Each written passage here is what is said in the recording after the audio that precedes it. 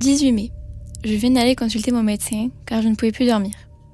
Il m'a trouvé le pouls rapide, l'œil dilaté, les nerfs vibrants, mais sans aucun symptôme alarmant. Je dois me soumettre aux douches et boire du bromure de potassium. 25 mai. Aucun changement. Mon état vraiment est bizarre.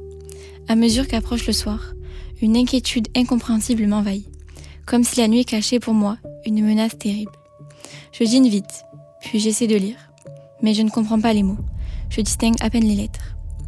Je marche alors dans mon salon, de long en large, sous l'oppression d'une crainte confuse et irrésistible, la crainte du sommeil et la crainte du lit. Vers 10 heures, je monte dans ma chambre. À peine entrée, je donne 2 tours de clé et je pousse les verrous. J'ai peur. De quoi ? Je ne redoutais rien jusqu'ici. J'ouvre mes armoires. Je regarde sous mon lit.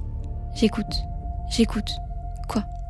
Est-ce étrange qu'un simple malaise, un trouble de la circulation peut-être, l'irritation d'un filet nerveux, un peu de congestion, une toute petite perturbation dans le fonctionnement si imparfait et si délicat de notre machine vivante, puisse faire un mélancolique du plus joyeux des hommes et un poltron du plus brave.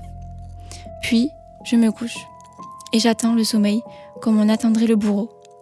Je l'attends avec l'épouvante de sa venue et mon cœur bat et mes jambes frémissent et tout mon corps tressaille dans la chaleur des draps, jusqu'au moment où je tombe tout à coup dans le repos, comme on tomberait pour s'y noyer dans un gouffre d'eau stagnante. Je ne le sens pas venir, comme autrefois, ce sommeil perfide, caché près de moi, qui me guette, qui va me saisir par la tête, me fermer les yeux, m'anéantir. Je dors, longtemps, 2 ou 3 heures.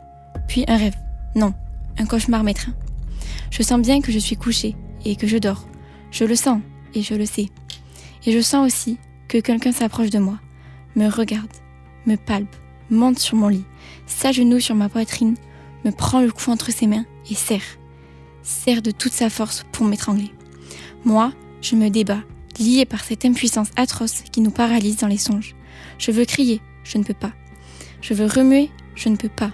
J'essaie, avec des efforts affreux, en haletant de me tourner, de rejeter cet être qui m'écrase et qui m'étouffe. Je ne peux pas. Guy de Maupassant, Le Horla.